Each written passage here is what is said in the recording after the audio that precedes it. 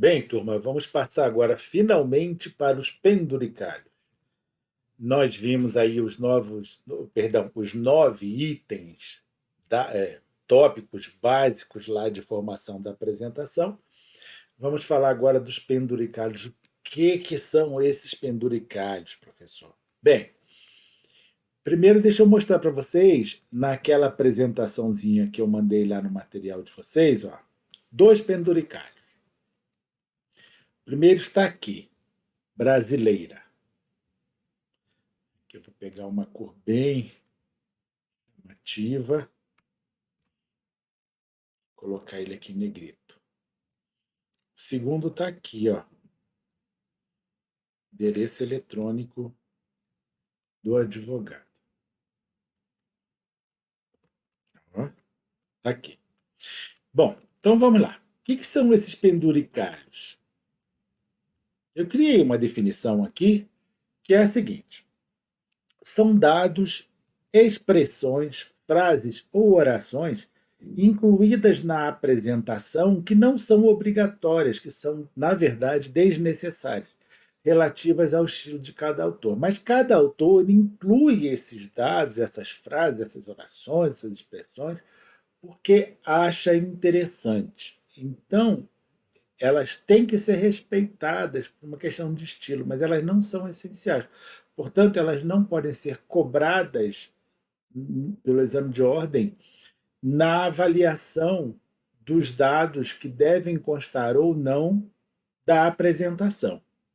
No próximo vídeo, nós vamos fazer uma análise de quanto essas duas partes da reclamação trabalhista representam para você na prova do exame de ordem e quais entre esses dados são aqueles que efetivamente são utilizados pela FGV para conceder alguma pontuação na sua prova, tá? Então, vamos lá. Quais são os principais penduricalhos que a gente vê ultimamente por aí na elaboração da apresentação, né, de um modo geral? Primeiro deles, que eu aconselho você sempre incluir, é a nacionalidade. Por quê? Porque a nacionalidade ela era um dado considerado essencial na petição inicial e na elaboração de toda a petição inicial, na época que estava em vigor o Código de Processo Civil de 1973. Com o novo Código de Processo Civil de 2015, a nacionalidade deixou de ser obrigatória. Mas, como a gente não sabe quem vai corrigir a sua prova, se é alguém mais novo ou formado na escola mais antiga, apesar de não ser um requisito atual da petição inicial, eu aconselharia que você incluísse, se lembrar dele, obviamente, esse penduricalho, vamos dizer assim, lá na tua apresentação. Tá? O outro que é bom você incluir é o endereço eletrônico do advogado, que não é um requisito essencial da apresentação, ainda pelo menos, né? Nós estamos aí na fase de implantação do chamado domicílio judicial eletrônico. Por enquanto, o domicílio judicial eletrônico só é obrigatório para as pessoas jurídicas, então não é obrigatório nem para pessoa física, nem para advogado ainda, tá? Não vai confundir domicílio judicial eletrônico com domicílio onde recebe intimação, tá? Que é uma outra coisa, completamente diferente. Ou melhor, domicílio não, com o endereço que recebe intimação. Esse endereço é essencial, consta lá no artigo 77 do CPC, como nós já vimos. Mas outra coisa é o domicílio judicial eletrônico, que é a obrigação que as pessoas jurídicas têm, hoje em dia, de informar um e-mail para efeito, inclusive, de citação. Está previsto, se não me engano, lá no artigo 246, se eu não estiver enganado, do CPC. Então, toda pessoa jurídica hoje, quando ela faz lá a sua inscrição na junta comercial ou no registro civil de pessoas jurídicas, ela é obrigada a informar um e-mail, né, que é o chamado domicílio judicial eletrônico. Não tem nada a ver com isso aqui, tá? Aqui seria o endereço eletrônico do advogado, onde ele vai indicar um endereço para receber intimação, mas isso, na verdade, é feito automaticamente no processo judicial eletrônico pelo sistema de push. Mesmo quando não tem processo judicial eletrônico, que o advogado ele se cadastra lá no site do TRT respectivo, ele coloca lá, quer receber avisos sobre o andamento dos processos por meio de um sistema chamado push, e ele recebe, tá? Então, é um penduricalho. Eu aconselho você a incluir também, por conta disso, do fato de que você não saber quem está corrigindo a sua prova. E ainda de haver essa confusão, né, sobre se o endereço eletrônico do advogado é obrigatório ou não. Não é obrigatório, mas como há ainda essa confusão, sempre muita gente faz confusão sobre isso, então eu te aconselho a incluir também. Por isso que eu coloquei naquele modelinho para vocês, tá vendo? Esses dois dados, tá? Os outros são completamente desnecessários. Agora, se você vai incluir ou não, é uma decisão que é só sua. É você quem tem que decidir isso, tá? Quais são os outros? Olha, repare bem que no material que eu vou mandar para vocês, que é inclusive isso que são os mesmos modelos lá do livro que está publicado na Kindle, eu mostro para vocês aqui, ó, de onde eu tirei, tá vendo? Tem aqui a fonte, tá? De onde eu tirei cada um desses penduricalhos. Então vamos lá. Primeiro deles aqui, respeitosamente a presença de Vossa Excelência. Você é obrigado a colocar isso no endereçamento? De jeito nenhum, tá? Depois, o segundo, respeitosamente, com vírgula, lá é sem vírgula, a presença de Vossa Excelência. Mesma coisa, tá? Você põe se você quiser. A presença de Vossa Excelência, sem o respeitosamente. Penduricalho. Perante a Vossa Excelência, outro penduricalho. Repare que aqui não dá para dizer que nenhum está errado, nem nenhum está completamente correto. É uma questão de estilo. Estilo é pessoal. Não existe o meu estilo que tem que ser o correto. O estilo é o seu, você vai criando à medida que você for fazendo petições ao longo da vida e seu estilo vai aprimorando. E todo mundo consegue observar quando pega uma petição e fala: essa petição é do doutor fulano de tal, da doutora fulano de tal, por questão de estilo, tá? Então é estilo. Outro dado que muita gente confunde, eu preciso colocar a pessoa, informar se a pessoa jurídica é a pessoa jurídica de direito público ou de direito privado. Não, não é obrigatório você informar se é pessoa jurídica de direito público ou pessoa jurídica de direito privado. Essa informação, você tem que dar essa informação na hora que você faz o cadastro dos dados lá no, no PJE da Justiça do Trabalho, que você é obrigado a informar. Mas não é dado de petição, entendeu? É dado lá do sistema. Cuidado, não vai confundir que dado do sistema tem que estar na petição e dado da petição tem que estar no sistema. Não tem nada a ver uma coisa com a outra. É um dado exigido pelo sistema do PJE da Justiça do Trabalho. Por exemplo, se você preenche lá o PJE de muitos sites da Justiça Estadual, você vai ver que não é exigido lá que você informe se é pessoa jurídica de direito público ou direito privado. Então, isso varia de cada sistema, de cada PJE de cada tribunal, tá? Então vamos lá. Até porque, um detalhe importante, a única obrigação que você tem em relação à pessoa jurídica é informar o CNPJ, o endereço eletrônico e o endereço físico, que é o endereço da sede, né? Como nós já estudamos anteriormente. Nesse ato ou neste ato representado pelo sócio fulano e com a inclusão de todos os dados pessoais deste. Precisa falar disso? De jeito nenhum também, tá? Porque o ato que você vai estar praticando, ou seja, o ato que é a petição inicial, quem está praticando é você como advogado ou advogada, não é o sócio. E aquela empresa ela não está praticada nesse ato. O ato é a petição.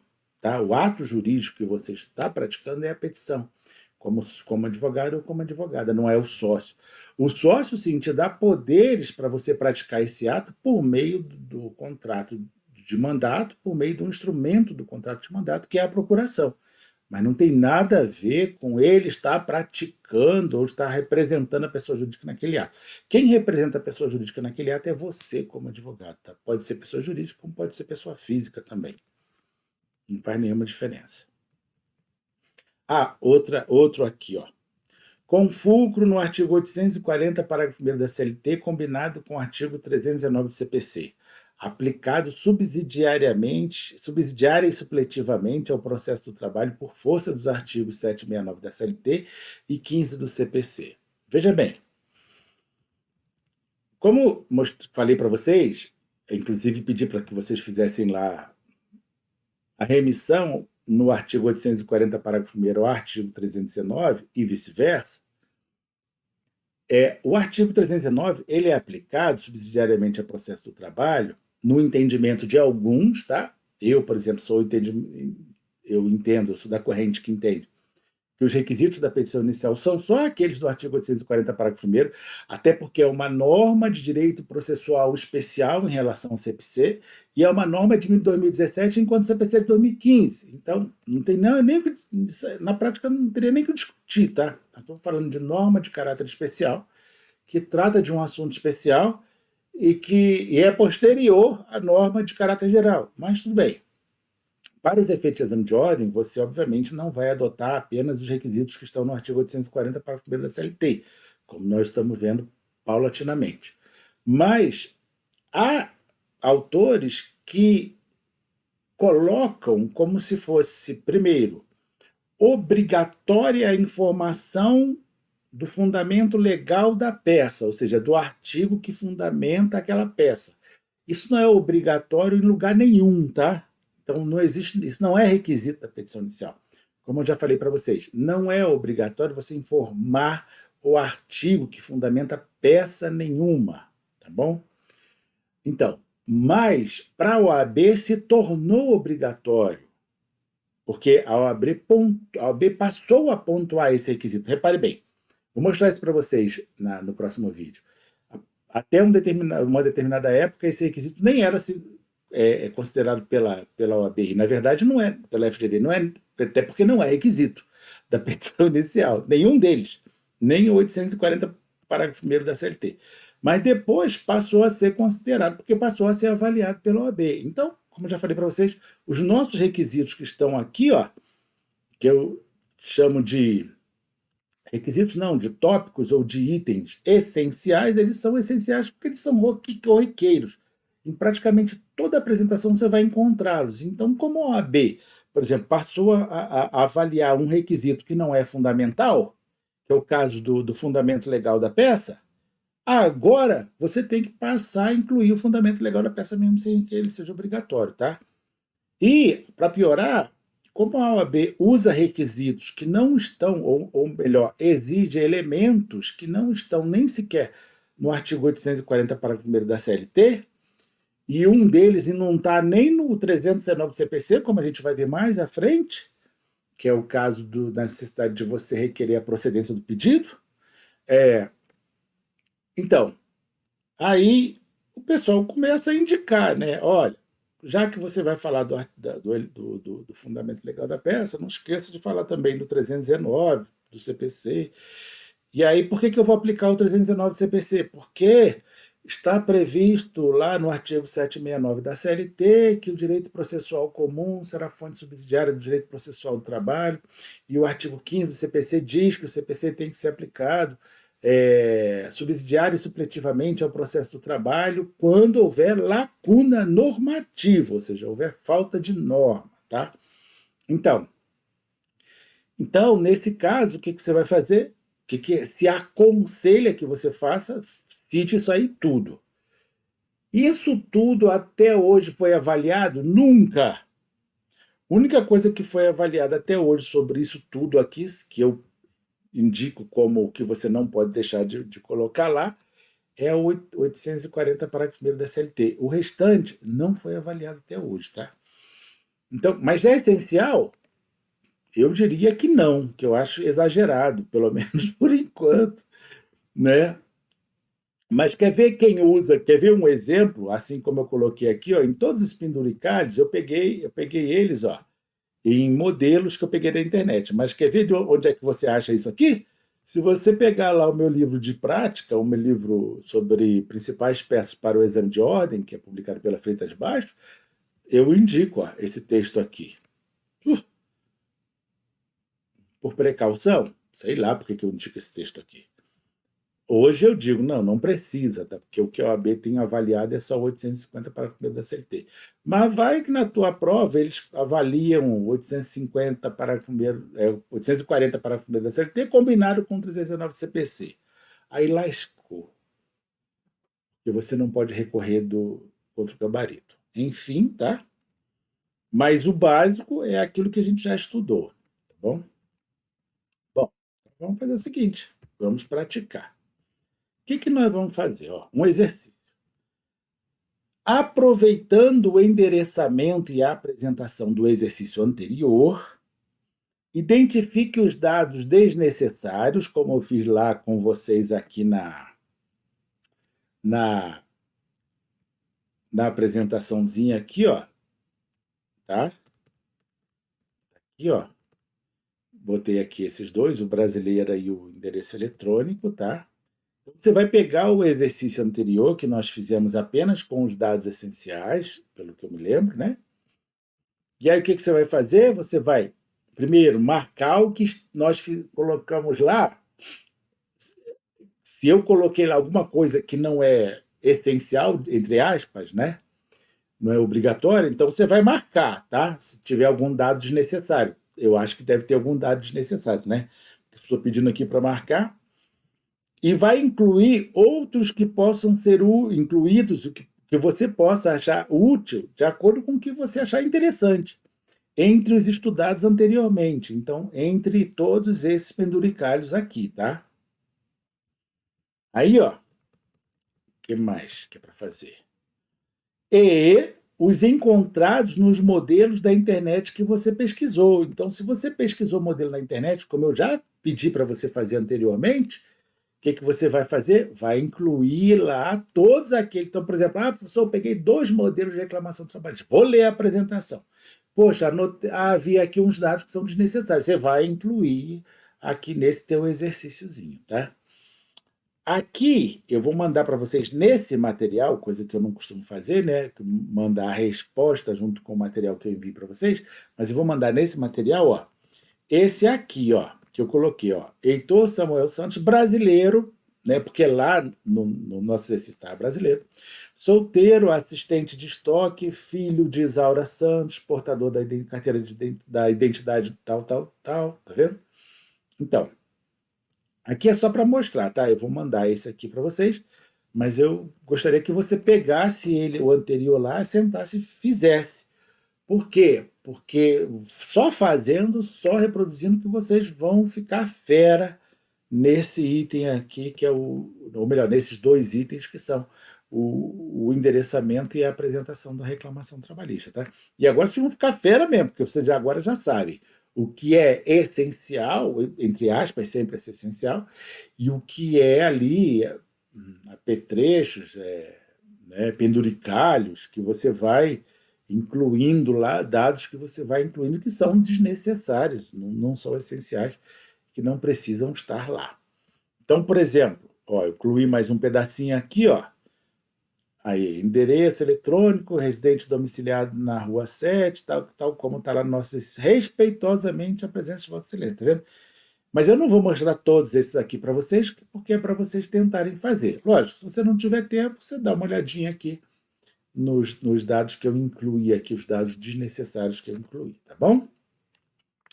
Então, turma, é isso. Não se esqueçam de... Ó, vou passar rapidinho para você ver um monte de, se precisar do material, mandar um WhatsApp para mim, que eu envio o material de todas as aulas para vocês, tá bom? Então, tchau, tchau. Até o próximo vídeo.